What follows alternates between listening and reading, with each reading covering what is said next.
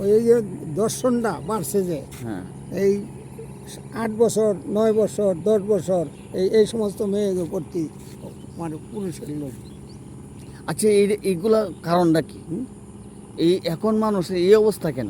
আল্লাহ পাক যে জানে। 7 বছর 8 বছর মেয়েদের সাথে দর্শন করে, এই তো হ্যাঁ, মানে জায়গায় জায়গায় মানে দেখা যায় প্রায় দিনেই প্রতিদিনই এই খবর আসতেছে, একটা না একটা আইতি আছে। খবর আসতেছে। এই যে অবস্থা, এই যে বাড়ির বউলে তো হইলো সিরাজলের ভাই, হ্যাঁ, কি একটা ঘটনা, হ্যাঁ এটা তো আসলে বাস্তব, এটা তো কয়েকদিন আগের ঘটনা, বাস্তব। এই যে 3-4 দিন আগে, 3-4 দিন আগের ঘটনা।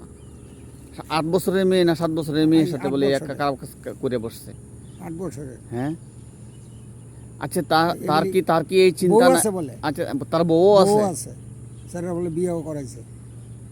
আজীব কথা। আচ্ছা তার কি এই চিন্তা নাই, এই চিন্তাটা করে নাই যে আচ্ছা আচ্ছা আজকে আমার বোনের সাথে যদি এরকম এই করতো তো কেউ, আমার মা বোন আছে, আমারও তো আমার সন্তান আছে, বাগ্নি আছে, বিয়ে বাতিজি করছি। আছে, আমাদের তো সন্তানই হবে, আমার সন্তানের সাথে যদি কেউ, তার এই চিন্তা ভাবনা না। এই যে নাবালেক একটা বেগুনা মাসুম বাচ্চার সাথে এই কামটা করছে, তাকে কিভাবে মারার দরকার কোন তো আপনি? ওই কি মানুষ, আরে জানোয়ারের একটা হিসাব আছে। জানোয়ারের একটা হিসাব আছে, বাস্তব কথা, হুম, জানোয়ারের একটা হিসাব আছে, একটা হিসাব আছে, হ্যাঁ। ওরা হিসাব ছাড়া চলে না। এ কোন ধরনের মানুষ, কোন ধরনের মুসলমান? আমরা হ্যাঁ, কি হইতেছি, কই যাইতেছি আমরা?